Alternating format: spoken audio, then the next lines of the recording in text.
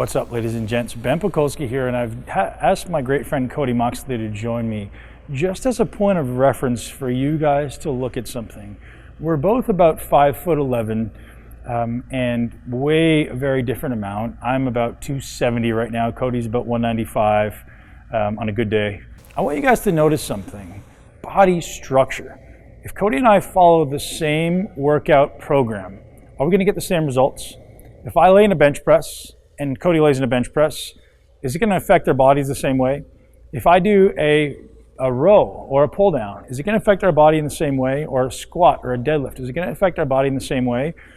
Position that question in your brain every time you do any exercise, or anytime you watch somebody on social media or YouTube execute an exercise that looks to work really, really well for them. It gets you really excited about the idea of you wanting to do that exercise.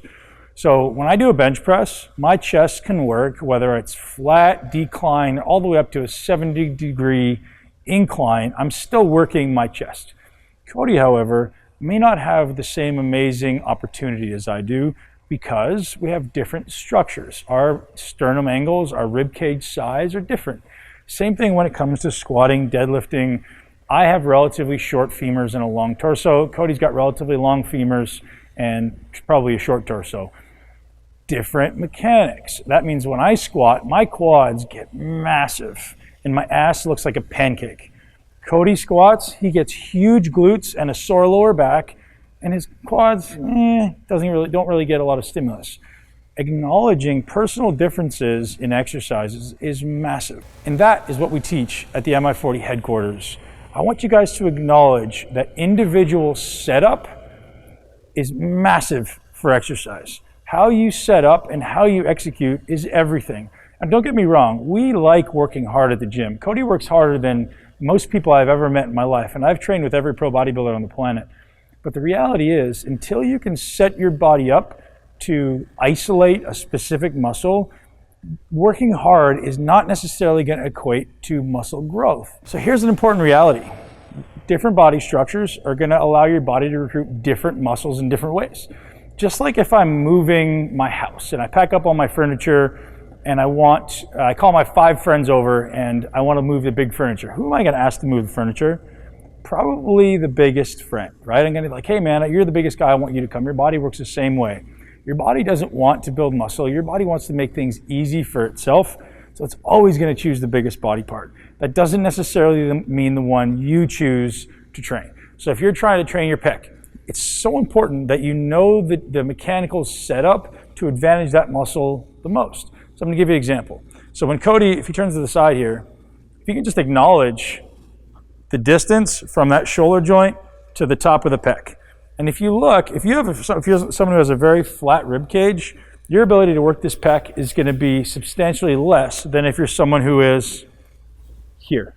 And that could be a genetic difference, or that could just be a development difference. There's a lot of different advantages and disadvantages that are going to be displayed in your body. Thanks, Cody. They're going to be displayed in your body that either give you a predisposition to using muscle or not. Throughout my career, I was known for having a weak back, and it wasn't until 3 years ago that I finally realized why that was. With the size of my rib cage, so if you spin around, Cody, let me show you something.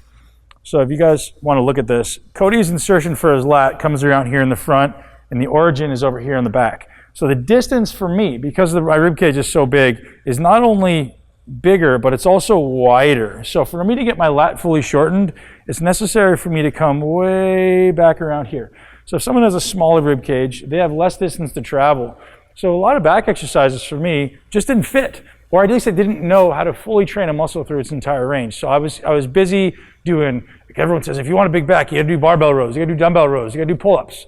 I did all those exercises and crushed them, and I outworked everybody, and I got no muscular growth. And I was like, oh, geez, I wonder why that is. Mechanically, those exercises didn't fit me properly, or at least the way that I was doing them. So evolving and learning what the necessity is to get those muscles to do the greatest amount of work. Your goal in exercise is not to lift weight.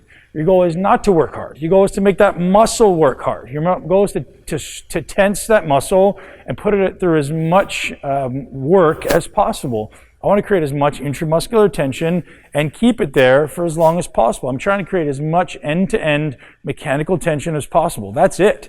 The muscle doesn't know how much weight I'm lifting. If it's a 100-pound dumbbell or a 200-pound dumbbell, it only knows tension or torque. So in the Mi40 Nation and the Mi40 headquarters, we spend our lives committed to teaching you guys how to do this for every single body part. So what I've done is I've put together a list of videos you guys can have for free, showing you how to set up for your body parts, whatever one it may be. If there's one that's a little bit weak for you, or all of them, they're all included. And I want you guys to pick these up for free, because ultimately we want to make a movement toward intelligent muscle building across the world, and we want to be the catalyst in helping you achieve your goals. So thank you to Cody Moxley, Ben Pakulski from Muscle Intelligence Headquarters.